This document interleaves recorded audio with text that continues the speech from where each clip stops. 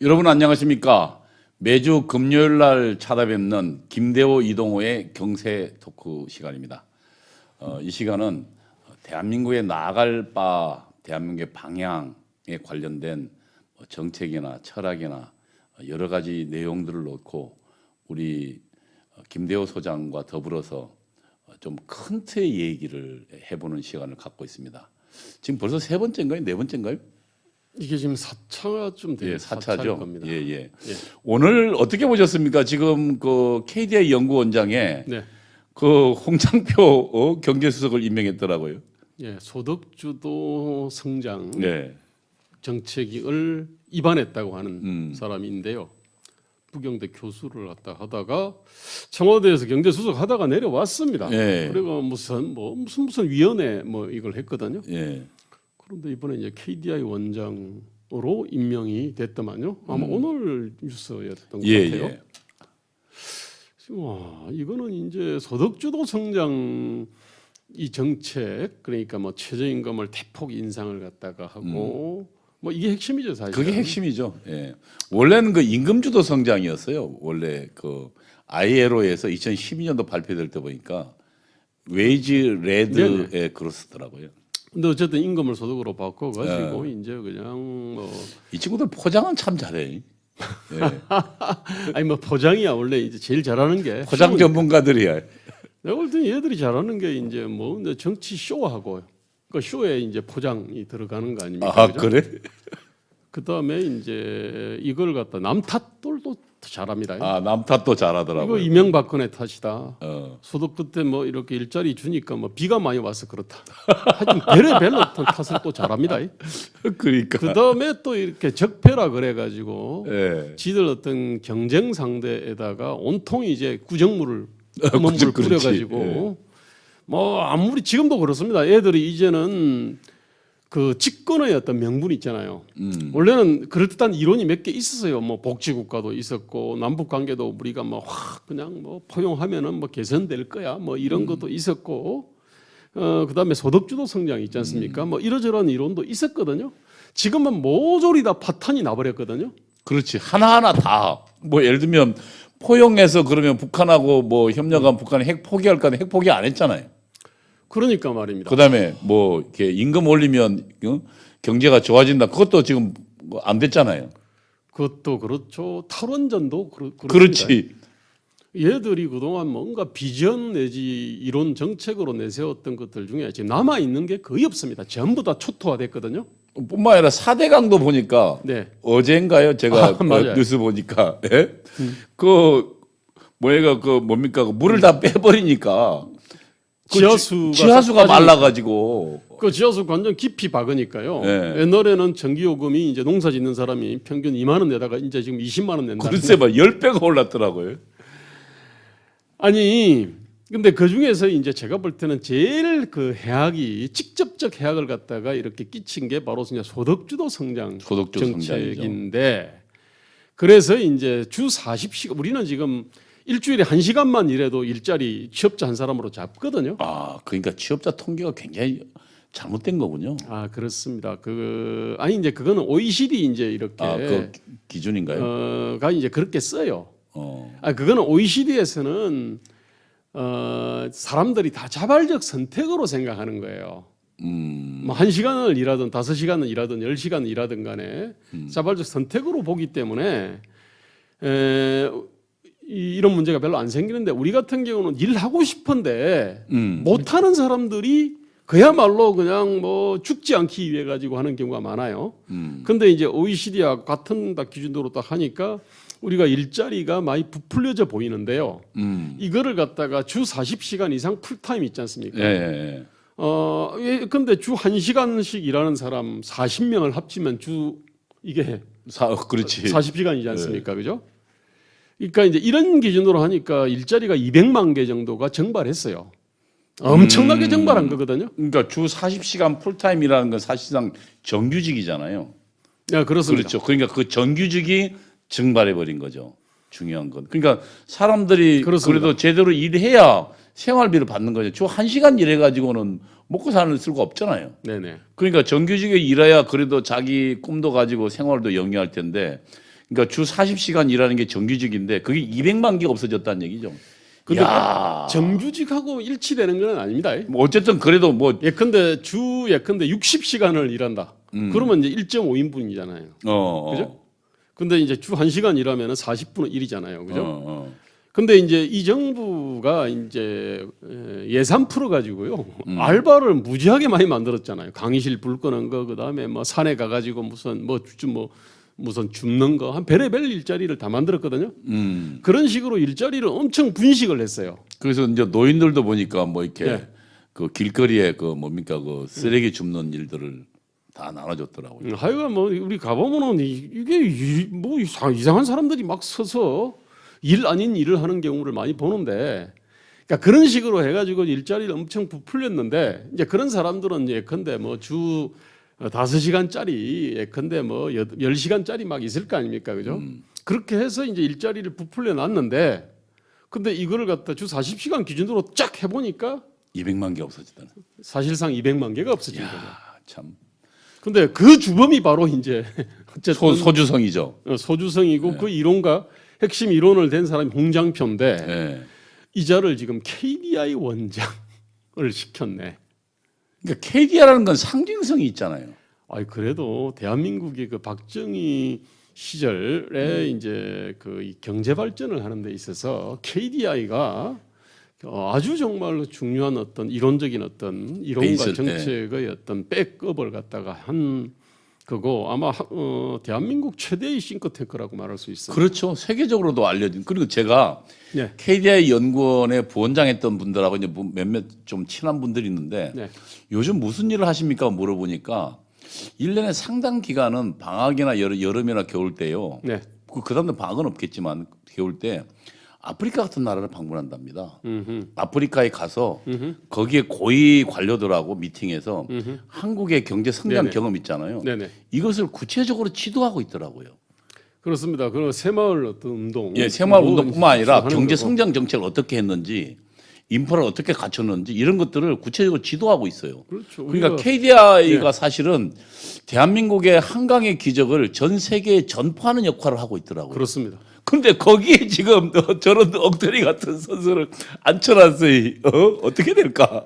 아니 그것도요. 이게 어느 날 전격적으로 임명한 게 아니고 한 2개월 전부터 그렇죠. 이제 그 공석이었거든요. 그래서 이제 그 물망에 그 KDI 원장 이제 후보로 3명을 갖다가 이제 추천을 갖다가 원래 한 상태였거든요. 7명 했다가 나중에 3명 추렸죠.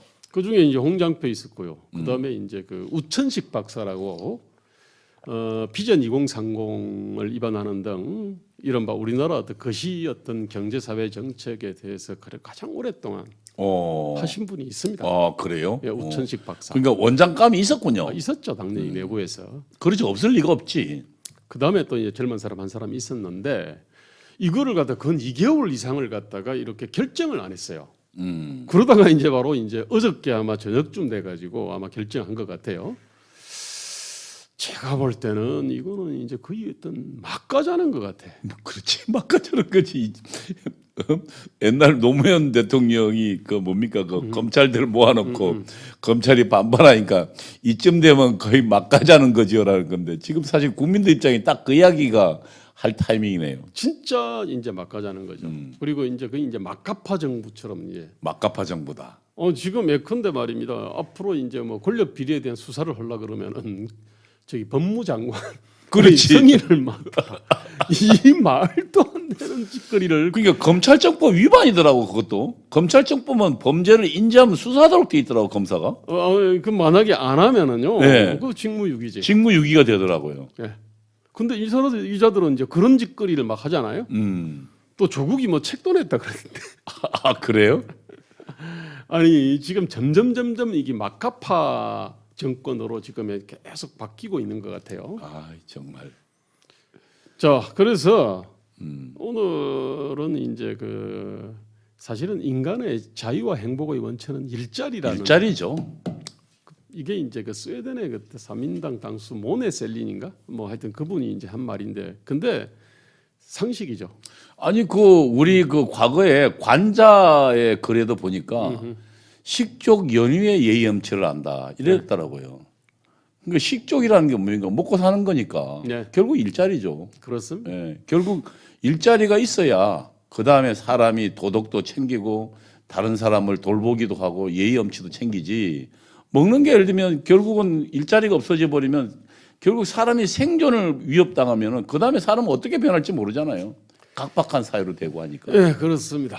그래서 이제 민생의 핵심, 경제의 핵심은 민생입니다. 예. 물론 이제 외교 안보도 있지. 그러니까 우리 지난번에 김대호 소장이 경제 핵심을 세 가지로 이야기했습니다. 그렇습니다. 외교안보, 일자리, 그 다음에 질서. 네, 질서죠. 결국은 이 질서가 바로 잡혀야 안보도 되죠. 안보도 되고 그다음에 이 경제도 일자리도 성장하고. 그러니까 일자리도 질서라는 게 사실은 모든 우리 사회 운영의 하나의 기본 틀과 같은 거죠. 그렇습니다. 운영 준칙, 원칙 같은 것들이죠. 네, 그 안에 이제 핵심들이 이제 공정, 어떤 거는 평등하게, 어떤 거는 공정하게, 어떤 거는 공평하게, 어떤 거는 또 확실한 또 차등을 갖다 차등 두고 주게. 이런 거죠.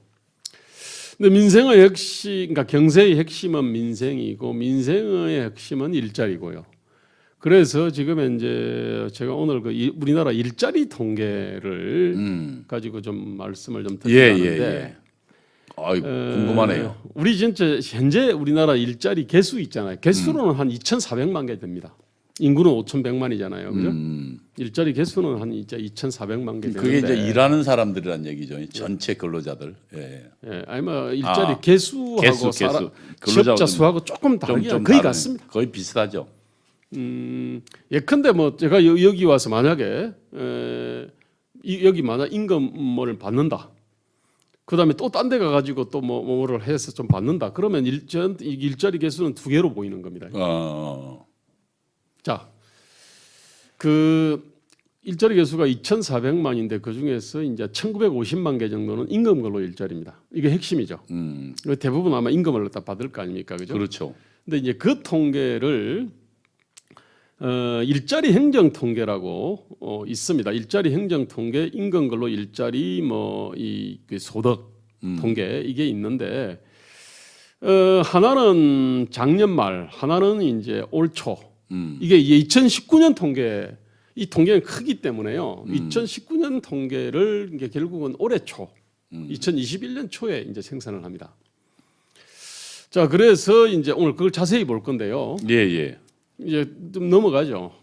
예, 그 전에 이거는 저번 시간에 이제 제가 보여드렸지 않습니까, 그죠? 예. 이 사람들의 사고 방식은 모든 거는 그 애들이 남 탓의 명수라 그랬지 않습니까, 그렇지. 그죠? 그러니까 결국은 뭐 재벌이 많이 쳐드셔서 지금 뭐 격차 문제나 일자리 문제가 생긴다라는 어떤 말도 안 되는 어떤 남 탓을 갖다 해왔습니다.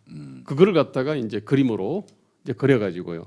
저희는 어떤 공공양반이나 노동기족이나 혈세빨대 민주건달 뭐 이러저러한 사람들의 어떤 이 과도한 어떤 처우 뭐 이런 거를 문제를 제기하면 생산성을 초과하는 그렇습니다. 그들의 하는 일 없이 놀고 먹는 거는 말할 것도 없고요. 그래서 많은 돈을 가져가니까 결국 생산성이 마이너스인 것도 있고요. 방해하는 놈도 있으니까. 그다음에 생산성이 제로인 사람도 있습니다. 아무짝에 쓸모없는.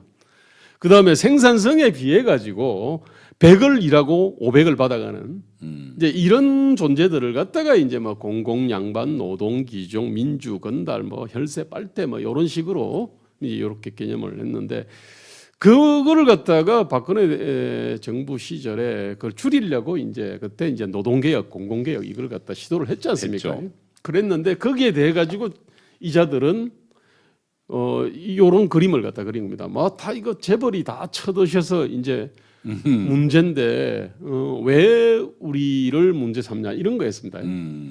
그러면서 이제 그 재벌의 어떤 상징인 이재용이니까 그래서 2016년에 탄핵 때 박근혜 형상과 이재용 형상을 만들어서 만들어놓고 거기다가 이제 파란 수의도 입히고 그 다음에 거기다가 오랏줄도 묶어가지고 그냥 엄청난 모욕들을 갖다가 발로 이렇게 차고 주고 다니기도 그랬습니다.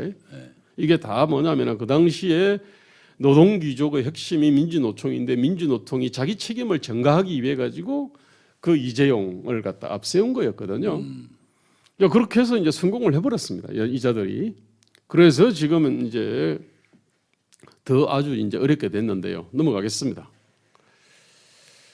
그래서 이제 이 그림도 제가 그려드렸지 않습니까? 그죠? 예. 이자들은 끊임없이 사고방식 자체가 노조하고 재벌을 대립시키고, 즉, 노동과 자본, 노조와 재벌을 대립시키고, 가게와 기업을 대립시키고, 사람과 돈을 대립시킵니다. 사람이 먼저다. 그 니들은 보수는 돈이 먼저지, 또는 우리는 사람이 먼저야. 이 짓거리 하는 겁니다. 근데 사람이 살려면 돈이 있어야지. 아니 그러니까 저게 원래 저기 사회주의 있지 않습니까? 그러니까 사회주의자들 공산주의자들 이론이잖아요. 사고 방식이 그렇습니다. 그다음에 이제 공공과 민간을 대립시키고 뭐 하여튼 이제 이렇다는 얘기 했지 않습니까? 소득주도 성장으로는 가게와 기업을 갖다가 대립시킨 거거든요. 그렇지. 예. 결국 뭐냐면은 최저임금을 갖다가 확 끌어올리면 기업의 이윤들 있잖아요. 그 기업들의 이윤들이 이게 이제 가게로 옮겨간다. 옮겨간다. 그럼 가처분 소득이 늘어난다. 그렇죠. 그래서 이제 가게들은 소득이 늘어나니까 네, 소비할 거 아니냐. 그렇습니다. 어. 근데 참 상식적으로 말입니다. 최저임금을 갖다가 그러면은 원래 소득이 그 임금은 그렇잖아요, 그죠? 시간당 임금 곱하기 노동 시간이잖아요. 시간당 임금은 예컨대 뭐 10,000원이 되든 20,000원이 되든 10만 원이 되든 노동 시간이 제로면은 빵원이잖아요. 빵원이지. 그렇지. 그러니까 지금 뭐냐면- 기업에서 노동 시간이 줄어들어 보이잖아. 그렇습니다. 임금 올리니까. 그렇습니다.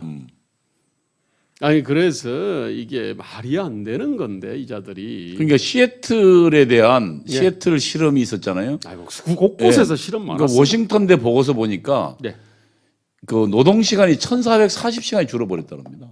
네, 임금은 올렸는데 주급 예를 들어 11달러로 16% 계속 올렸는데 시간당 노동 시간이 줄어들어 버리니까 임금이 확 줄어들어 버린 거예요. 그러니까 지금 뭐 최저임금은 뭐냐면 뭐 10,000원으로 올려라 뭐 그것도 부족하다 지금 이러고 있지 않습니까?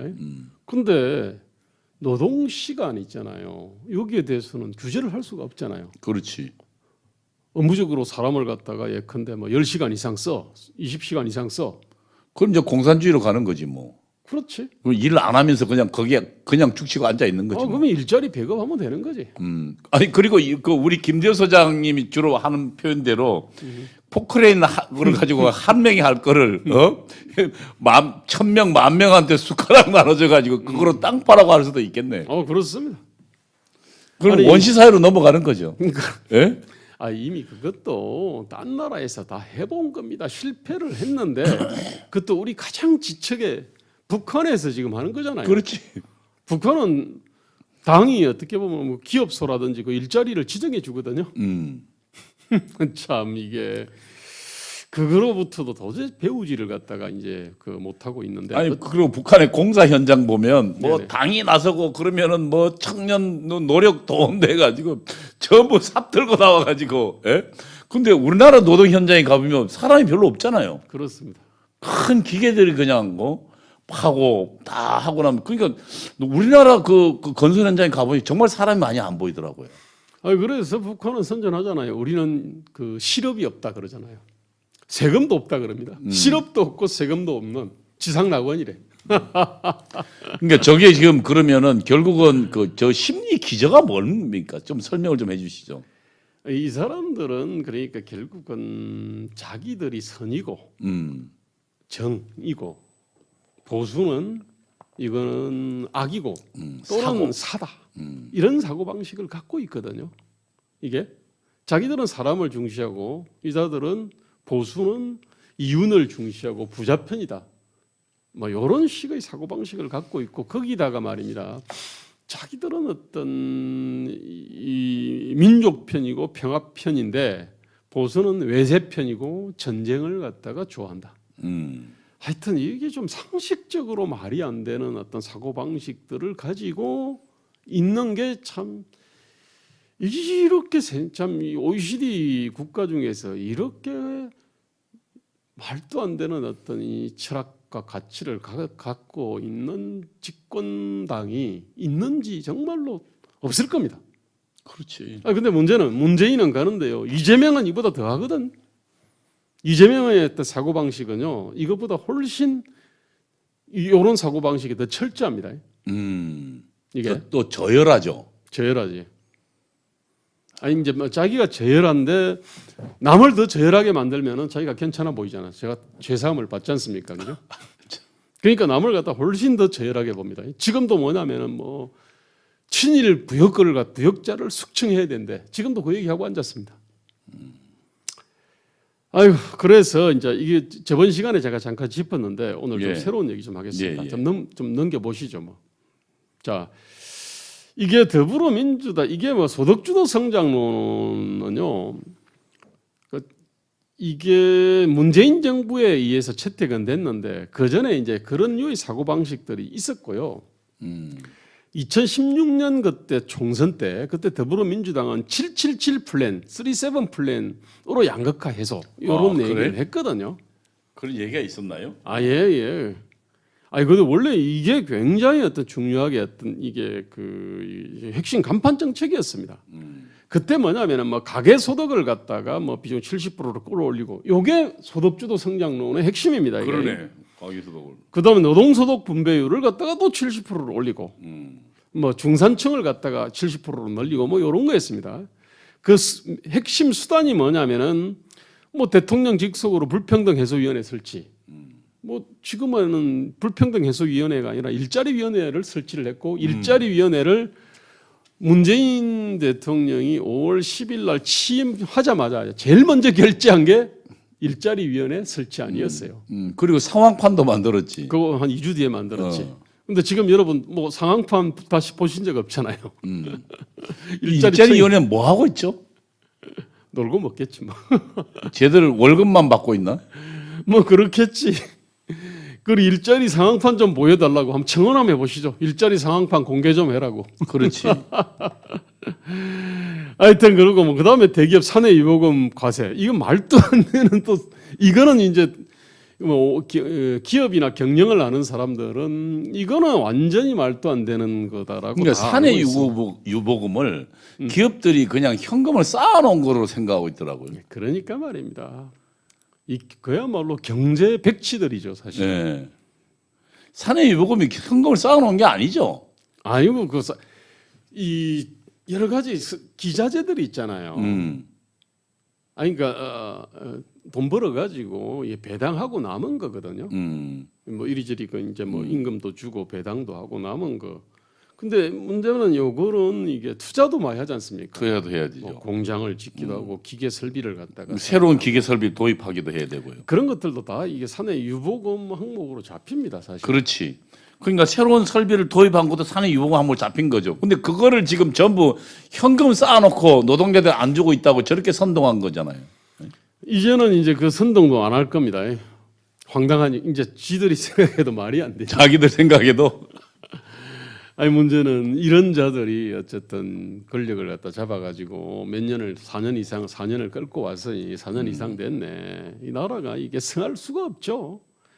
그러면서 이제 그 임금 격차 완화를 해서 그때 최저임금을 2020년까지 10,000원으로 단계적으로 인상하겠다.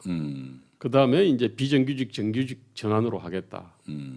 그 다음에 뭐 동일가치 노동, 뭐 동일임금, 뭐 동일처우 뭐 이런 걸 법제화하겠다 했는데 지금 아니 동일가치 동일임금은 그 공공 부분에서 있지 않습니까? 그걸 타기가 좋거든요. 아니, 공무원들 같은 경우가 딱 그렇지 않습니까, 그죠? 공무원 호봉제부터 철폐해야 되거든.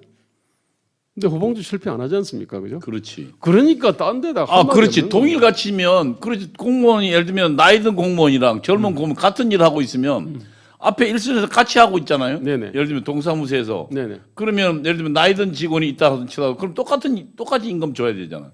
그렇습니다. 근데 거기서 이제 생산성 차이가 조금 날 수는 있어요. 그럼 그 정도는 보정해 줍니다만 기본적으로 호봉제라고 하는 거는 저기 이 동일노동 동일임금의 완전히 정면 위배거든요. 근데 이제 그 어디 주워 들어가지고 막 떠버렸는데 보니까 이 당장 공공 부분의 호봉제 가장 이렇게 그 가파른 호봉제를 갖고 있는 데가 공공 부분입니다. 공무원 사회하고 그다음에 공기업인데 여기 이제 그다음에 대기업 근로자들도 호봉제 지금 있잖아요. 그것도 이제 노조들이 이제 노조들, 그걸 갖다가 이제 옹호를 하죠. 그러니까 근데 화이트 칼라들 같은 경우는 사실은 지금 현재는 호봉제 거의 없어졌죠. 그게 잘 작동이 잘 안 합니다, 사실은. 근데 어쨌든 이제 이거 딱 되니까 지금 이것도 지금 이제 다 꼬리 내렸습니다. 그러니까 원래 소득 최저임금 만 원도 말입니다. 팍팍 올려놓고 지금이 8,720원이거든요. 그러니까 2021년 8,720원인데 2020년에 2.5%밖에 안 올렸어요. 예. 그리고 금년도는 1.5% 올렸더라고. 그러니까 자기 스스로 최저임금 급격하게 올리니까 이게 그 피해가 극심하다는 걸 안 거예요. 그러니까 이자들이 결과적으로 점진적으로 말입니다. 올려도 되는 거를 갖다가 2년 연속 확 올려놓고 문제가 생기니까 말입니다. 이거를 갖다가 이제 지금 완전히 브레이크를 잡은 거거든요. 이거야말로 뭐냐면 아니 자동차를 갖다가 50km짜리 자동차를 아니 50이나 60으로 달리면 되는데 100km, 150km 달리다가 이렇게 막 그냥 엔진 과열로 문제가 생긴 사고가 나니까 브레이크를 잡은 거거든. 이 책임 물어야 됩니다. 그리고 이게 핵심이 말입니다. 바로 소득주도 성장론이거든요. 그렇지. 이게. 소득주 성장론이지. 근데 그런 자는 사실은 정말 능지처참을 해도 싼데 그거를 갖다가 KDI 원장이라고 하는 자리에다가 이렇게 밀어 넣어 가지고요. 우리의 어떤 한국의 그 유수한 싱크탱크의 어떤 두뇌를 갖다가 지금 파괴하려고 하는 것 같아. 하여튼 이제 이런 게 있었는데요. 자세히 보겠습니다. 자, 넘어가겠습니다. 오늘 좀 디테일하게 보겠습니다. 아까 말씀드렸는데요. 임금근로 일자리 소득 결과하고 일자리 행정 통계라는 것들이 이제 있습니다.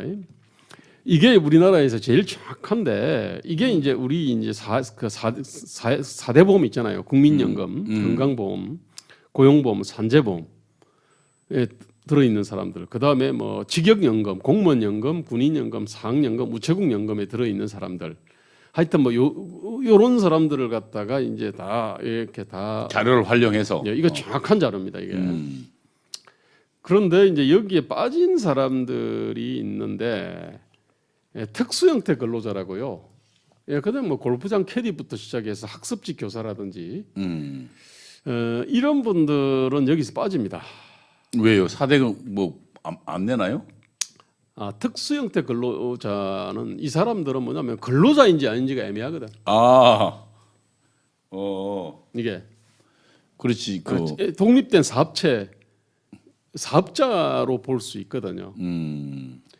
그래서 이제 이분들 빼고 그 다음에 이제 취약 근로자들이 있습니다. 그 사업장이 일정치 않은 근로자들이 있잖아요. 아마 노가다를 얘기하는가, 하여튼 소규모 농가 근로자들이 있거든요. 근데 뭐 이 농가가 법인으로 돼 있지 않지 않습니까? 그렇지. 그죠? 그냥 일하면은 그냥 돈 주니까. 그렇지. 이런 사람들은 좀 빠져 있고요. 어쨌든 그렇게 해서 이제 1950만 개쯤 됩니다. 이제 그러니까 거기에 대해서 거의 대부분이네요, 그죠? 그렇습니다. 넘어가겠습니다. 한번 결과를 한번 볼게요. 그냥 어떤지. 사람들이 자기들이 우리나라 이게 임금 근로자들 전체를 놓고 딱 보면요. 보십시오. 85만 원 미만이 14.9%입니다. 물론 노동 시간이 짧을 거예요. 그죠? 원래요. 최저임금 만 원을 우리가 지금 최저임금 8,720원으로 정규직 있지 않습니까? 주 40시간 일을 갖다 하면은 180만 원이 좀 넘습니다. 그렇지. 근데 이제 저거는 뭐냐면은요, 노동 시간이 짧기 때문에 그렇습니다. 그래서 85만 원 미만짜리 14.9%, 85에서 150만 원 미만이 10.2%, 그다음 150에서 250만 원 미만이 28.5%, 이거 합치면 53.6%입니다. 이 사람들 이거 보고 생각보다 저임금자가 많네 그러는데 그 현실이에요. 지금 현재 한국 대한민국 중위소득도 300만 원이 안 되죠, 아마. 중위소득이 지금 2019년 기준으로 234만 원입니다. 그렇죠. 아까 이제 인간근로 중위소득은 뭐냐면 인간근로자 아까 1950만 명 전부 다 줄을 쫙 세워놓으면요 딱 가운데. 딱 가운데 그렇죠. 예. 그러면은 975만 번째인가 뭐 대충 될 거 아닙니까, 그죠? 하여튼 그 사람이 받는 게 234만 원입니다. 우리나라에 이게 저임금 굉장히 많은 거예요. 그렇습니다. 근데 사실은 지금 지금 참 저도 저거 보면 이해가 안 가는 게 저 중에 예를 들면 지금 제가 그 중소기업진흥공단 할 때 이제 지역의 중소기업들을 가보거든요. 네. 근데 거기에 거의 대부분 200만 원 이상 다 받던데. 그렇습니다. 거기는 그래도 좋은데 좋은데 가셨으니까 우리가 보이지 않는 데서요 저임금자들이 굉장히 많이 있습니다. 이게 그러니까 이제 특별한 기술이 없는 사람들 같은 경우에 그러니까 일하는 그냥 그때 생기는 그런 저임금들이 굉장히 많다는 거죠. 제가 이제 이 공공기관이나 아니면 노조나 보통 내 강연을 많이 다녀보면요 임금이 딱 통계를 펼치면요 다 놀랍니다. 아니 자기들이 이렇게 받는 수준이 의외로 높다는 것을 갖다가 느끼거든요. 근데 평균은 309만 원인데 중위가 234만 원이거든요. 왜 그러냐면요. 많이 받는 사람도 있으니까 그렇죠. 예, 근데 여기에 말입니다. 우리 세 사람이 있다면 여기 앉아 있는 사람이 만약에 1,000만 원을 받고요. 우리가 빵빵이면은요. 그렇지. 그러면은 나누기 3으로 하면은 평균은 333만 원이죠. 네. 이게 그래서 이제 그 평균으로만 보면은요. 우리 마당에 빵원이라면은 이게 정말 심각한 건데 평균으로 하면은 보면은 저도 333만 원, 333만 원 받는 것처럼 보이는 거 그런 것처럼 보이지만 실제로 보면 한 명 1,000만 원, 나머지는 빵빵. 아니 그래서 평균은 이 현실을 갖다가 왜곡을 갖다가 많이 합니다. 그래서 이제 평균하고 중위소득을 갖다 같이 딱 이렇게 봐야 되거든요. 그러니까 평균 같은 경우 하게 되면 사실 아까처럼 그런 현상이 나온 거죠. 빵빵인 사람들을 그렇죠. 아까 중위소득으로 치면은요, 빵원 1,000만 원 하면은 중위소득은 빵원이죠. 빵원이 되죠. 그래서 그 두 개를 같이 봐야 되는군요. 네, 그렇습니다. 그러니까 평균을 하게 되면 사실은 그 소득이 낮은 사람들이 은폐되는 결과가 초래할 수 있겠군요. 예. 자, 이제 전체는 보셨지 않습니까? 예, 예. 그래서 1,950만 명을 놓고 보니까 그러니까 지금 53.6%라면 대단히 지금 우리가 지금 저임금에 처해 있다고 볼 수 있겠군요. 250만 원 미만인데, 근데 저임금도 말입니다. 그것이 최저임금이 시간당 임금이 낮아서 그런 건지 노동 시간이 짧아서 그런 건지 이거를 봐야 되거든요. 그렇죠. 그 중에서는 보니까 전 시간 일을 못하는 환경에 있는 사람도 있을 거 아니에요. 당연하죠. 파트타임들 다 포함되어 있습니다. 가정주부 같은 경우 1시간 일하는 사람, 5시간 일하는 사람. 예. 가정주부는 어차피 여기서는 빠지고요. 아니 그러니까 뭐 예를 들면 그 집에 그 아이들이 이제 키우고 있는 사람들 같은 경우는 또 뭐 시간을 줄여서 일할 수밖에 없을 테니까요. 그렇습니다. 예, 애들을 봐야 되니까. 네네. 뭐 그럼 파출부 같은 사람도 있겠죠. 그죠? 예, 그러니까. 근데 파출부들 중에서 그냥 우리가 직접 이렇게 임금을 주는 사람도 있고 청소 회사에 고용돼 가지고 있는 사람도 있죠. 청소 회사에 고용돼 있는 사람은 저기 잡힙니다. 그런데 그냥 우리가 이제 직접 받는 사람은 안 잡히죠. 뭐 어차피 소득이 잡을 수가 없으니까. 그렇습니다. 자, 넘어가겠습니다. 자, 이제 이 핵심은 요겁니다. 잘 보십시오. 자, 1950만 개를 가지고 보니까 회사 법인이 344만 원입니다.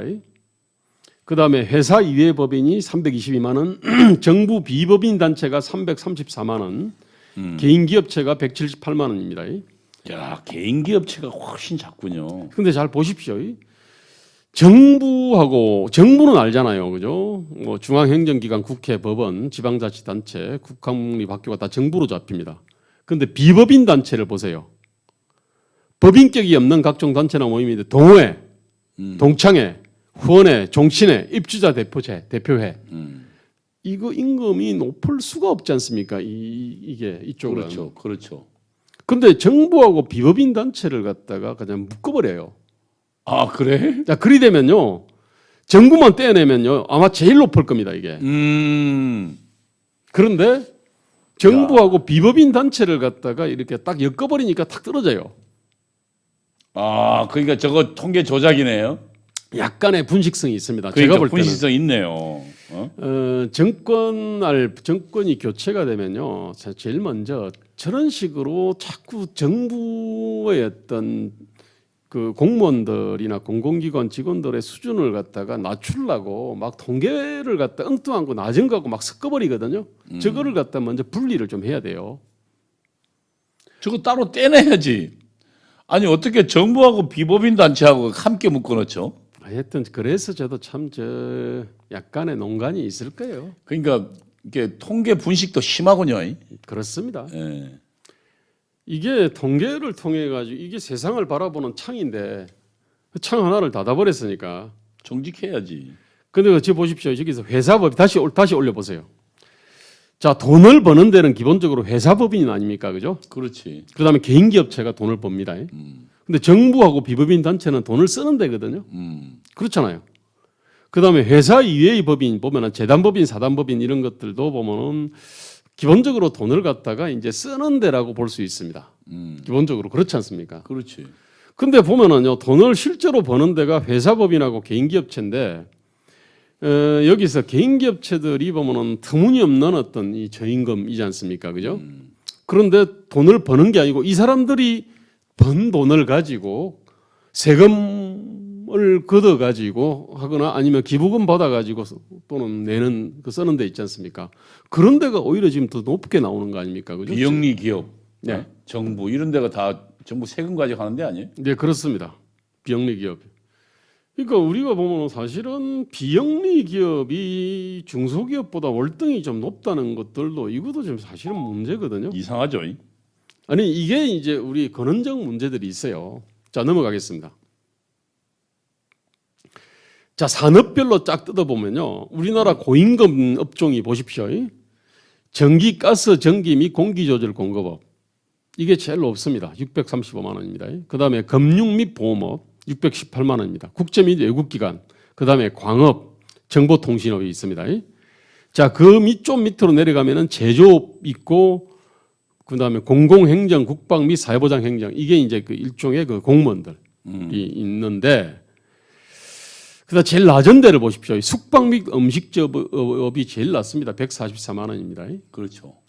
그다음에 협회 및 단체, 수리 및 기타 개인 서비스업 이것이 그 다음인데, 지금 가난한 동네 말입니다. 지금 요 스튜디오가 있는 요 동네 보면은요, 저기 그 전기 전자제품 수리하는 데가 있어요. 이제 있지 않습니까? 있죠.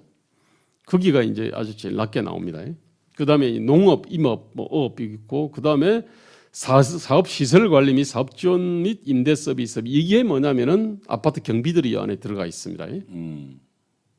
그다음에 이제 그 보건업 및 사회복지 서비스업인데, 자, 저임금 업종은요 거의 어떤 무한 경쟁 업종입니다. 국가의 어떤 규제도 없어요. 진입 장벽이 없는 데입니다. 그런데 고임금 업종은요, 지금 전기, 가스, 전기 및 저거는 다 거의 대부분 공기업입니다. 그렇지. 그러니까 아무나 못 들어오죠. 발전회사 저기 들어가 있고, 가스공사들 들어가 있을 거고요. 그다음에 저기 뭐 그 외에 이제 뭐 상수도 하수도 아마 저기 안에 다 들어가 있을 겁니다. 그다음에 금융 및 보험, 저 은행하고 정권회사인데 이건 기본적으로 규제 산업입니다. 그러니까 전부 정부의 규제 산업의 전부 고임금을 받고 있군요. 그렇습니다. 그다음에 광업은 국제 및 외국 기관은 뭐 몇 명 되지도 않아요. 별로 의미 없는데 저걸 딱 박아놨어요. 그다음에 이제 그 광업은요, 한국에서의 광업은 기본적으로 정부의 어떤 그 엄청난 지원을 받습니다. 그런가요? 예, 석탄이나 뭐 이 뭐 그런 그 무슨 뭐 지원법들이 있죠. 이거 광업 생각해 보십시오. 그 대한민국에서 무슨 광업이 되겠습니까? 근데 무슨 그 사양산업 지원 어쩌고 예, 뭐 그런 관련 법이 있잖아요. 그래서 저분들은 나이들이 많이 많아요. 얼마 되지도 않습니다, 사실은. 근데 이제 그 광업을 갖다 딱 집어 넣어놨거든요. 뭐 정보통신업은 이해되지 않습니까? 이해되죠. 근데 사실은 국제 및 외국 기관이나 광업은요, 저거는 저 밑에 지금 6기, 7위들을 갖다가 가려주는 효과가 있어요. 6기, 7위 쪽에 이제 보면은 뭐 공공행정, 국방 및 사회보장 행정, 바로 정부가 딱 저 안에 있거든요. 그러니까 정부가 안 나타나니까 정부가 고임금 업종이라는 게 이게 지금 이렇게 잘 안 드러납니다, 저게. 자, 그래서 우리나라는요, 기본적으로 시장에서 치열하게 경쟁하는 쪽은 임금이 낮습니다. 그런데 시장에서 경쟁하지 않고 시장에서 경쟁한 사람들이 낸 세금을 가지고 먹고 살거나 아니면 정부가 만들어준 이 국가 어떤 그 진입 장벽들 있잖아요. 그러니까 딱그 허가, 아무도 허가. 못 들어오게 허가 또는 면허. 면허. 이쪽이 이제 임금이 높아요. 그러니까 결국 계속 우리 김대수 시장이 이야기하지만 격차는 여기서 발생하는 거죠. 그렇습니다. 저기 보면은 다 저런 데가 그 강력한 노조들이 다 있죠. 공공부분하고요. 그다음에 이제 금융 저쪽이 아주 그 노조들이 아주 강합니다. 저들이 하는 일 없이 지금 고임금 받는 사람들이죠. 하는 일에 비해서 하는 일이야 있지. 하는 그렇지 하는 자 넘어가겠습니다. 그다음에 우리나라가 독특한 게 이제 이게 이제 1년 미만 10 내지 15년짜리 20에서 30년짜리 보면 우리가 가장 가파른 어떤 연공 임금 체계를 갖고 있습니다. 일본도 어느 정도 근데 일본보다 우리가 훨씬 가팔라요. 근데 스웨덴 같은 경우는요. 보십시오. 10 내지 15년짜리가 제일 높아요. 그러네. 20년, 30년으로 가면은 더 떨어집니다. 떨어지네. 이게 뭐냐, 뭘 의미하느냐면요. 스웨덴은 철저하게 생산성 임금제를 취하고 있다는 겁니다. 저게 그러니까 그러니까 같은 일하면 같은 임금을 받는 거죠. 어? 네, 저게 이제 철저하게 이제 그 공정하고 원래 복지국가 하려면요. 스웨덴처럼 저렇게 가야 되는데 저게 어렵습니다, 사실은. 대부분의 나라들은 아무래도 좀 어느 정도 좀 연공임금제 체계를 갖고는 있는데 우리는 너무 이게 가파르고요. 저 핵심이 뭐냐면은 바로 공공부분하고 대기업 노조들이 있잖아요. 노조가 있는 사업장에서 저렇게 아주 가파른 임금 체계를 갖고 있습니다. 그 뭐 같은 일에도 거의 3배 받네 한국에서는. 뭐 조금 완전히 같지는 않을 텐데요. 그러니까 딴 나라에 비해 가지고는 엄청나게 이제 이것이 가파르고 이게 제가 그 지대라 그랬잖아요. 렌트라 그랬지 않습니까, 그죠? 이게 자 이런 우리가 이제 문제가 있다는 거는 말씀드렸고요. 자 넘어가겠습니다. 자 보십시오. 이게 뭐냐면은 저기 그 대기업에서는 아주 그 나이에 따라서 가파르게 쫙 치고 올라가죠, 그죠? 중소기업은 보십시오. 중소기업은 생산성이 사실은 시장의 압박에 의해 가지고 생산성 임금제를 취할 수밖에 없어요. 중소기업 같은 경우는 40대가 286만 원 아닙니까, 그죠? 50대 되니까 떨어지잖아요. 안 그러면 중소기업 기업이 살아남지를 못하니까. 그래서 문제입니다. 그런데 비영리 기업 쪽으로 가보세요. 비영리 기업은 보니까 이게 가파른 어떤 연공임금 체계를 갖고 있잖아요. 대기업 닮았잖아요, 그죠? 이 안에 정부가 들어 있거든. 그렇지. 참. 아니 그러니까 지금 뭐냐면은 중소기업은 저거는 뭐냐면 시장에서 경쟁을 하기 때문에 그야말로 그냥 생산성 임금 체계를 갖다가 딱 갖고 저렇게 딱 돼 있는데. 우월적 그 지위를 갖고 있거나 노동 귀족이 있거나 공공 양반들이 사는 동네에서는 이게 이제 가파른 연공 임금 체계를 갖고 있는 거거든요. 이게 이제 그래서 직장 계급 사회라고 그러는 거 아닙니까, 그죠? 직장이 곧 계급인 겁니다. 제가 아주 잘 아는 아주 가까운 사람이 옛날에 OECD를 갔다가 다녔습니다. OECD 파리 본부 다녔어요. 근데 참 그런 얘기를 하더라고요. 프랑스에서는 그러면 어디 다니냐 그러면은 OECD 다닌다 그러면은 그럼 무슨 일 하냐? 직무를 묻거든요. 근데 한국에 오면은요. OECD 저기 다닌다 그러면 와 그래요. 그렇지. 우리는 직무를 안 묻지. 아니 왜냐하면 한국에서는 너 공무원이다 그러면 와 하잖아요. 직무가 뭔지를 묻지 않습니다. 현대자동차 다녀 또는 무슨 어디 공기업 다녀 그러면 와 하는 거고요. 직무를 묻지 않습니다. 아니 그만큼 우리가 왜곡돼 있거든요. 그래서 직무에 따라서 고난이도 직무를 하는 사람하고 저난이도하고 임금 격차는 나야 정상이잖아요. 그게 정의지 않습니까? 그렇지. 그게 공정한 거 아닙니까? 그렇지. 근데 한국에서는 그것이 아니고 그 사람 소속이 어딘지 이게 이제 그 사람의 어떤 이 임금 수준이라든지 아니면 이분의 어떤 대출 금리라든지 이런 것이 결정돼 버리거든요. 한국은 직장 계급 사회입니다. 이게 그리고 이렇게 직장 계급 직장 계급 사회는 OECD 국가 중에서는 한국이 가장 최악입니다. 그리고 문재인 정부는 이런 직장 계급 사회에 대한 문제 의식도 없고요. 오히려 이걸 강화하려고 합니다. 박근혜 정부가 그때 이제 그 노조 양대 지침이라는 것을 갖다가 이제 이렇게 내 가지고 이 공공 부분이 갖고 있는 이러저런 문제를 좀 해결해 보려고 그랬는데 문재인은 그때 그걸 갖다 쉬운 해고다 그러면서 이제 이렇게 반대 내 저지를 했거든요. 자, 그러면서 지금 저런 문제를 하나도 고치지 않고 그냥 비정규직의 정규직화. 이 공공부문 자체가 이게 저게 엄청난 어떤 이 불공정한 어떤 임금 체계를 갖고 있는데 이거를 고치는 것이 아니라 그냥 비정규직의 정규직화를 갖다가 이렇게 시켜버린 거거든요. 그 다음에 그냥 최저임금 확 끌어올려 버리고요. 임금 체계 자체를 갖다가 직무급으로 바꾸면서 호봉제를 완화를 하거나 철폐하고 직무급을 도입을 하면서 그게 이제 합리적인 그렇습니다. 개혁인데 저는 이제 그렇게 안 한 거예요. 넘어가겠습니다. 자, 이거 넘어가겠습니다. 이것도 넘어가겠습니다. 예, 이거 넘어가겠습니다. 자, 그림 한번 보시죠. 자, 지금의 한국의 임금 구조는요, 삼각상 구조라고 보면 됩니다. 하나는 해외 부분입니다. 대표적으로 삼성전자죠. 해외 부분에서 그 현대자동차도 사실은 해외에서 사실은 돈을 다 벌지 않습니까? 그러니까 해외 부분하고요. 그 다음에 국가 규제 부분이 있습니다. 이게 공공 부분하고요, 금융, 방송, 통신. 이쪽은 다 월급 많은 데들네. 예. 여기가 이제 그 뭐냐면 국가 규제 산업이거나 또는 면허 산업이거나 면허 직업이거나 아니면 규제라고 하는 건 허가거든요. 표현이 재밌네. 시험 사다리가 딱 있네. 근데 시험 사다리는 이제 저기서 이제 문제가 되는 거죠. 저걸 통과하면 왼쪽에 양반이 되는 거고. 네.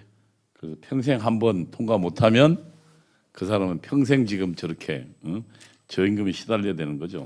한국에 지금 이제 그 저기 학위나 학벌을 갖다가 따지는 게요.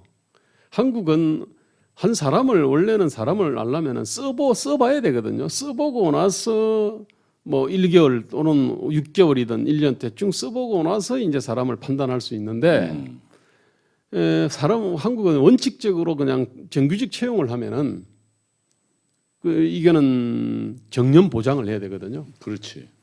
자, 그렇게 되니까 사람들은 이제 그 채용 단계에서 굉장히 어떤 신중합니다. 자, 그래서 뭐냐면 스펙을 요구하는 거예요. 학위든 자격증이든 아니면은 해외 연수든 뭐든. 자, 그렇게 되니까 사람들이 이제 그 일단 대학을 갈라 그러고요. 그 다음에 인서울 하려 그러고 인서울 뭐 해도 거기서 뭐 해외 연수 경력이든 무슨 이러저런 자격증을 막 달라 그래요. 이게 뭐냐면요. 다른 나라에서는 미국 같은 경우는요. 그냥 사람을 딱 써보고 뭐 아니다 싶으면은 그냥 자릅니다. 근데 우리는 뭐 한번 쓰면 못 자르잖아요. 그래서 이제 계속적으로 이제 그게 이 스펙이 계속 올라가는 거예요. 이게 그리고 점점 치열해지거든요. 살인적 어떤 경쟁들이 일어나는 겁니다. 이게. 자, 우리의 구조가 해외 부분하고 국가 규제 부분이 있고 그다음에 도심에 또 부동산 좋은 데다가 이제 부동산 갖고 있으면요. 이거는 또 이렇게 그냥 거기 또 이렇게 부가 또 쌓이게 돼 있습니다. 자산이 쌓이죠. 저기는 그죠? 자, 그게 뭐냐면은 서울 수도권만 그렇습니다. 아마 역세권이든. 자, 그래서 이게 한국의 어떤 이 격차 구조의 어떤 핵심 특징이거든요, 이게. 자, 그러면은요, 해외 부분은 저거는 저거는 어쨌든 해외에서 벌기 때문에요. 그렇지. 뭐 우리랑 별. 예. 더 잘 벌도록 해야 되고. 그러니까 왜냐면 벌어서 세금 국내에 내잖아요. 예. 그리고 거기에 대한 좀 더 많은 고용을 할 수 있도록 해야 됩니다. 그렇지. 그다음에 국가 규제 부분은요. 그 허가든 그러니까 규제나 면허 이거를 갖다가 좀 합리화를 해야 되거든요. 그러니까 꼭 필요한 것 빼고는 예. 해제해야죠. 해제하거나 아니면은 거기 어떤 자격. 예, 근데 지금 우리가 보면은 운전면허가 있습니다. 운전면허는 최소한의 조건이지 않습니까? 그죠? 그렇지. 운전면허 딴다 그래가지고 엄청나게 이게 바로 지위가 상승하는 거 아니잖아요. 근데 예컨대 운전면허를 엄청나게 엄격하게 해버렸다. 그러면 운전면허를 따면 완전히 기족이 될 거 아닙니까? 그죠? 옛날에 한때 그런 적이 있습니다. 근데 지금 우린 그렇게 안 하잖아요. 예컨대 변호사 자격도요. 아주 이게 좁혀 놓으면은 따면은 바로 이제 수직 상승합니다. 옛날에는 그랬습니다. 지금은 이제 변호사 숫자를 많이 늘려 놓으니까 이제 변호사 자격이 아마 공무원 국업 공무원보다도 못할 겁니다. 그렇죠. 아마. 이제 월급 이제 수입이 적은 변호사들 속출하니까. 예, 생애소득으로 놓고 보면은요. 그래서 국가 규제 부분은요, 저 부분은 좀 합리화가 필요해요. 저기야말로 중앙 평준화 같은 게 필요합니다. 그다음에 도심의 부동산 어떤 저 이익은요, 가능하면은 저거는 좀 최소화시켜야 되는데, 저거는 최소화시키는 거는 원천적으로 불가능합니다. 그럼 방법이 없잖아요. 예. 이제 그래서 이제 저거는 이제 국가가 여러 가지 정책을 펼쳐야죠. 뭐 세금을 갖다가 좀 매기기도 하고 아니면 공급을 늘리기도 하고 무엇보다 한국 같은 경우는요. 부동산이 늘어나면 안 그래도 좀 도심에 예를 들면 그런 부동산 가지고 수입이 좀 많이 줄어들겠죠. 예. 인구와 기업들을 갖다가 지방으로 사실은 분산을 해야 되거든요. 이제 그게 지금 핵심인데. 인위적으로 또 분산하는 게 여러 가지로 쉽지 않다는 얘기도 있어요. 아니 맞습니다. 그게 사람들이 생태계 개념이 없어요. 여기 잘 자라는 나무를요 푹 뽑아가지고요 그냥 아스팔트나 뭐 모래 땅에다가 탁 꽂으면은 죽어버리지 않습니까? 그러니까 그러니까 뭐든지 그게 뭐 대학이 됐든지 아니면은 기업체가 됐든지요 그 안에 어떤 생태계 있잖아요. 그걸 잘 조성해 줘야 있어야 되는데. 근데 사실은 여러 가지 조건으로 사실은 좀 수도권 분산의 조건을 세우긴 되긴 돼요. 왜냐하면 지금 이 비대면 사회가 나름대로 일상화되면서 네네. 이제는 뭐 서울에 굳이 있어야 될 필요가 없잖아요. 어떤 회사 같은 경우 IT나 뭐 IT뿐만 아니라 거의 모든 회사들이 뭐 예를 들면 자기 집에 있으면서도 얼마든지 지금 이제 근로가 가능한 그런 형태로 많이 바뀌고 있잖아요. 자, 그것도 있는데요. 대면 접촉의 중요성은 결코 이제 과소평가를 할 수 없거든요. 아니 물론 뭐 지금 그 미국도 보니까 비대면으로 일하던 회사들이 그 지금 이 코로나19 사태가 지금 팬데믹 상황이 종료되면 다시 회사 출근해라 네. 이런 회사들이 많이 늘어나고 있더라고요. 예, 그렇게 되니까 나중에 말씀드리겠지만은 지금 새로운 스타트업들 있잖아요. 그 스타트업들이 보면 주로 IT와 관련된 거일 거 아닙니까, 그죠? 거의 대부분은 서울입니다. 그것도 강남이에요. 자, 넘어가겠습니다. 아무래도 이 그림 하나는 제가 보여드릴게요. 자, 저건 뭡니까? 저는 우리나라 구조가요. 그 아까 해외 부분이나 국가 규제 부분이나 이쪽이 이 기본적으로 이제 생산성 자체가 높거나 아니면은 생산성에 비해서 지나치게 높은 임금 받거나 그렇습니다. 자, 그래서 이제 우리 일종의 북한산 인수봉 같은 구조입니다. 올라가기가 엄청 어려워요. 그 다음에 정상이 올라가기 어렵고 정상이 좁습니다. 또 높아요. 생산성 자체가 엄청나게 높거나 이거는 아주 소수고요. 생산성에 비해 가지고 아까 이제 국가 어떤 그 국가 규제 부분이라든지 그냥 국가 분군 자체 있지 않습니까? 세금으로 그냥 자기들이 자의적으로 월급 책정하는 동네. 그쪽이 너무 높은 거예요. 높으니까 많을 수가 없잖아요. 그렇지 얼마 안 되지. 근데 현대자동차 같은 경우는 다른 나라 같으면 연봉 한 1억이 좀 되지 않습니까? 그죠? 근데 실질적으로 그거는 연봉 한 4천, 5천이면 사실 다 그 일할 사람들 얼마든지 구할 수 있거든요. 지금 해외에서도 지금 사실은 우리나라가 임금이 높잖아요. 높습니다. 생산성 비교하면 일본도 그렇고 미국에 비교해서도요. 자, 이제 그렇게 되니까요. 예컨대 해외라 저게 지금 그러면은 인수봉의 이유가 올라가기 어렵다는 얘기군요. 좁고. 정상은 좁고요. 정상은 많은 사람이 좁고, 못 올라갑니다. 저 올라가려면 저기 뭐 그냥 그 정말 등반 전문가인 못 올라가잖아요. 예, 우리는 이제 저기다가 스펙을 쌓아야 됩니다. 대학을 나가고 인서울 해야 되고 인서울 해가지고도 좋은 과 그다음에 이러저런 자격. 그 우리나라는 지금 저렇게 돼 있다는 거죠. 그 옆에 남산은요? 그러면? 선진국은 뭐냐면 길이 보이네요. 길이. 남산은 높지 않잖아요. 높지 않고 펑펑하잖아요. 다양하게 올라갈 수 있잖아요. 다양한 루트로. 길들이 다 있으니까. 올라가는 어떤 것도 힘들지 않습니다. 음, 이게 내려오기도 쉬워요. 우리는 저기 인수봉이 올라가면은요, 저기서 밀면은요, 그냥 바로 추락 사망 아닙니까? 그죠? 낭떠러지지. 해고는 살인이라 그럽니다. 저기서 왜냐면 연봉 1억 받다가 해고되면 나가면은 그 사람은 생산성 중소기업은 철저히 생산성만큼만 주지 않습니까? 중소기업 들어가면은 연봉 1억 받다가 연봉 한 2, 3천으로 떨어지겠지. 이게 그 자동화된 거기에 보니까 뭐 제가 현대자동차도 여러 번 몇 번 방문해 보면 뭐 그냥 근로자들 이렇게 쭉 기가 돌아가면 거기에 그냥 뭐 이런 거 뭐 하나 집어넣은 이런 것만 하고 있는 사람도 많더라고요. 아니 그래서 유명한 얘기가 있습니다. 그때 이제 그 박태주 박사라고요. 그 한국 그 저기 노동운동 저기 그 전문과학기술 뭐 노조 지도자를 했고요. 그쪽에 어떤 유명한 박사인데 그분이 이제 현대자동차 그 인터뷰를 했어요. 그 하는 일이 있지 않습니까? 연봉 한 1억 받으니까 하는 일이 얼마나 이제 난이도가 있는지를 딱 물어보니까 하는 말이 저 못 심는 아짐에 데리고 와가지고요 일 시켜도 금방 합니다. 아, 그렇지. 아니, 그러니까 제가 가서 보니까 그 별거 없더라고. 이게 들어가면 그 라인이 쑥 지나가잖아요. 자동으로 이렇게 네네. 들어가면 거기에 딱 서요.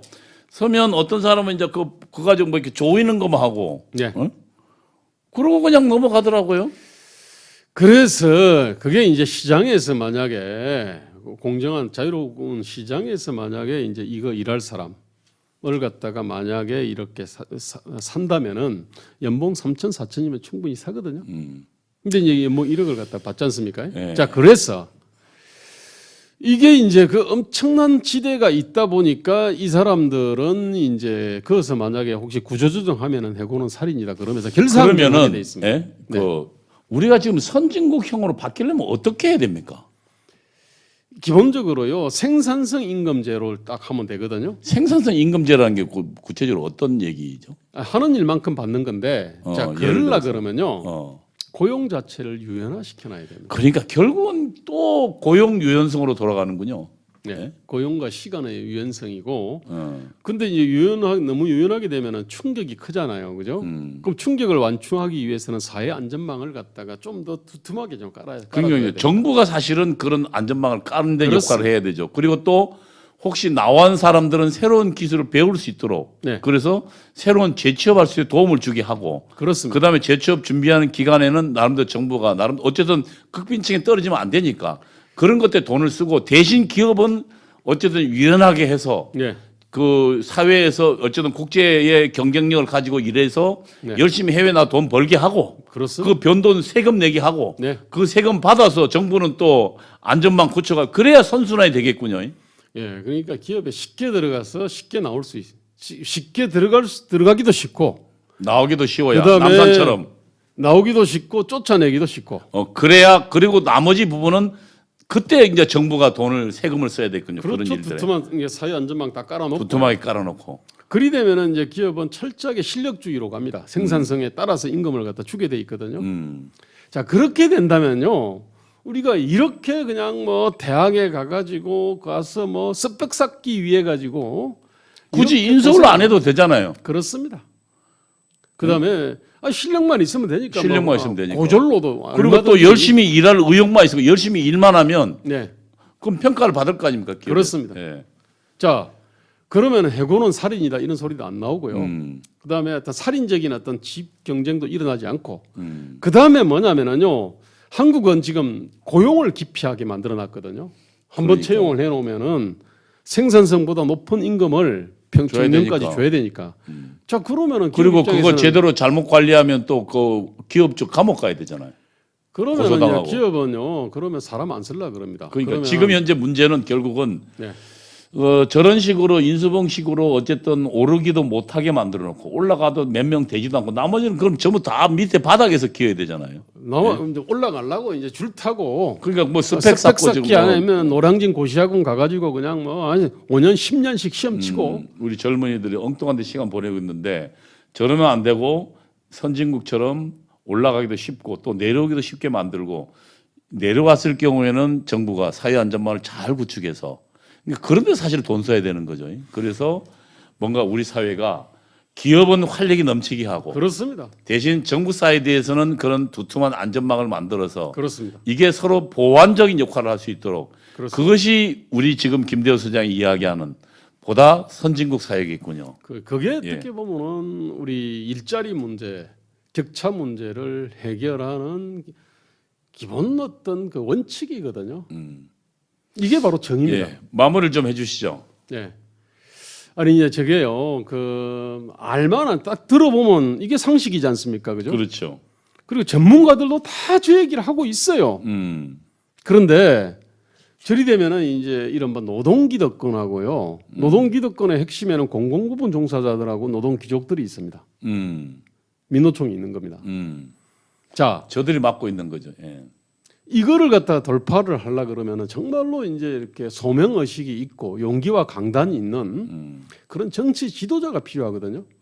다른 나라는 다 이걸 해요. 선진국들은 정권을 잃을지라도 우리는 이 계획은 한다. 이게 저기 그 독일 하르츠. 예, 하르츠 개혁이 또 그런 거였거든요. 그리고 그들도 저 개혁하고 정권을 잃었어요. 예.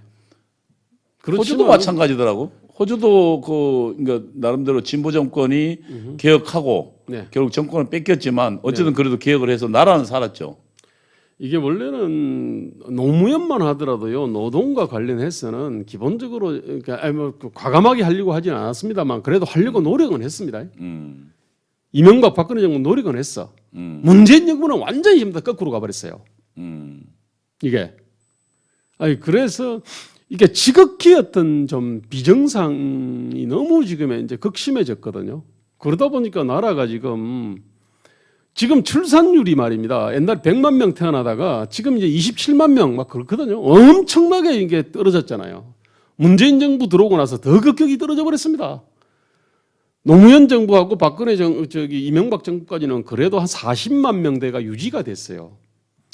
박근혜 정부까지도. 그러다가 문재인 정부 들어와서 바로 그냥 30만 명대로 20만 명대로 떨어져 버렸거든요. 지금 현재 20만 명대까지 떨어졌죠. 예, 예. 이게 문재인 정부의 어떤 철학 가치, 그다음에 고용 노동 정책 철학 가치는 아까 이야기한 것처럼 계급 수행론, 네. 사회주의론에 입각한 그런 철학 가치들이 결국 온갖 폐악을 만들어내고 있는 거죠. 그렇습니다.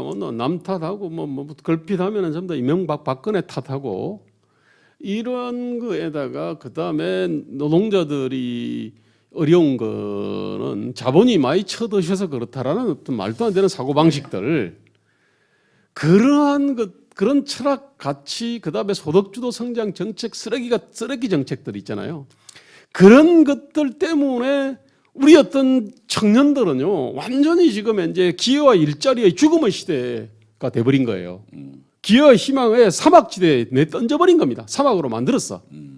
기존에는 그래도 풀이라도 좀 드문드문 있었다면요.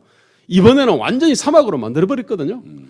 저는요 20대 30대들이 그 문재인 정권에 대해서 입안하는 게 핵심은요. 이 문제죠. 기회와 일자리가 너무 없어져 버린 겁니다. 자, 용케 들어간 사람 볼 때는 기회 일자리가 없지. 그다음에 내 집 마련에 기회가 없는 거야. 이게. 그런 상태에서 처음에는 잘 몰랐겠지, 그죠? 모든 거는 그냥 전부 다 그 보수 그 무파 야당 때문에 그렇다라고 생각했을 거 아닙니까? 근데 딱 해보니까 아닌 거야. 이제 드디어 이제 사람들이 깨어나기 시작한 거죠. 드디어. 네. 아직 뭐 전체적 실체적 진실에까지는 아직 가지 않았지만 그래도 저들이 알기 시작한 거죠 이제. 예. 이런 게 말입니다. 무슨 뭐 이준석이나 뭐 이런 어떤 젊은 어떤 무슨 야당 정치인이 뭐 앞에 얼굴을 자주 보여서 그런 게 아니에요. 기본적으로요 경제 사회의 어떤 이 정책들이 완전히 거꾸로 가기 때문에 그렇게 된 겁니다. 예. 예, 노아라 TV 시청자 여러분, 오늘 경제 토크 어떻게 보셨습니까? 김대호 소장이 지금 지속적으로 몇 주에 걸쳐서 지금 우리에게 가르치고 있는 것은 소득 격차 양극화의 주범이 결국 공공 부분이고 결국 정부 사이드가 만들어낸 그런 규제나 이런 것들이 결국은 지금 소득 격차의 주범이다. 아까 지금 통계를 통해서 다 확인한 바 있습니다.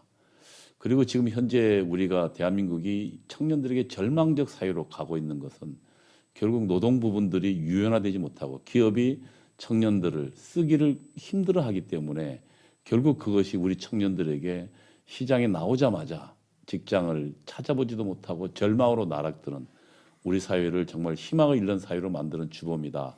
이 이야기를 지속적으로 하고 계십니다. 네, 오늘 나와서 감사합니다. 네, 감사합니다. 예.